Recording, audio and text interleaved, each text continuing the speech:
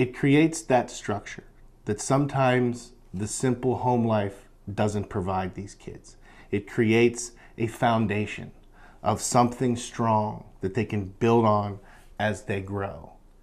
I've got a big brother that has my back. I have a big sister that's looking out for me. That keeps them home.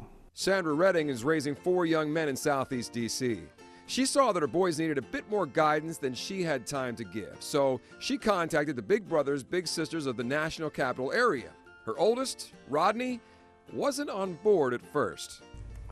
At 14, I really felt like I didn't need a big brother, but I always needed somebody to talk to at time to time. So as I've been hanging out with Joel, I've been able to talk to him about stuff that I've been feeling. On the outside, Rodney said he wasn't interested, but on the inside, something needed to change. I was always angry, so I was a little angry when I met Joel. The way when I saw him, I was like, oh my gosh. Then I sat down and we got to talking, and I realized that not everybody bad. Then all this stuff I was feeling before when I first met him, it just went away. Alejandra's troubles weren't anger or emotional, but more logical. She needed help in algebra and sought help from the Big Brothers Big Sisters program, and that's how she met Bianca. She looked really nice, and she had a nice smile. So, I mean, it went well. The beauty of Big Brothers Big Sisters is building a relationship between the bigs and littles. And usually that entails going out and having fun. We went to an activity where all the big brother and big sisters were there. There was like a bowling alley too. And then we went to a Redskins game, which was very new to me because I've never done that before. And then we went to a play in the Kennedy Center, which I've never done either, so it was a new experience. We used to go to bowling, movies, fishing. And while they're out doing the fun things kids do, a transformation takes place while using the simple tool of listening.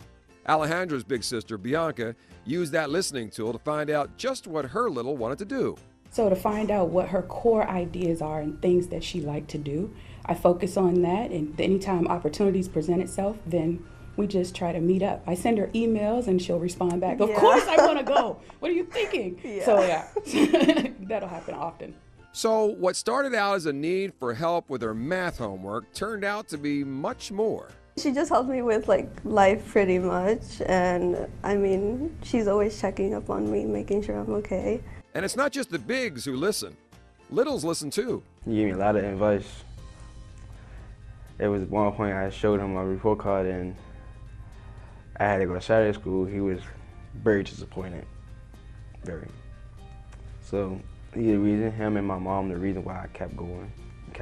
And then they said I ain't had to go to no more, and then I got my grades back. Rodney's mom, Sandra, seems to think Joel is making a difference in her son's life. Rodney has made tremendous change in school, his attitude, the way he deals with his brothers.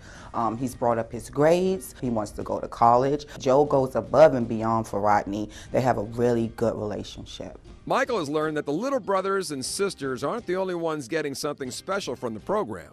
The volunteer, that big brother or sister, they get sometimes more out of this relationship, this experience, than the little does.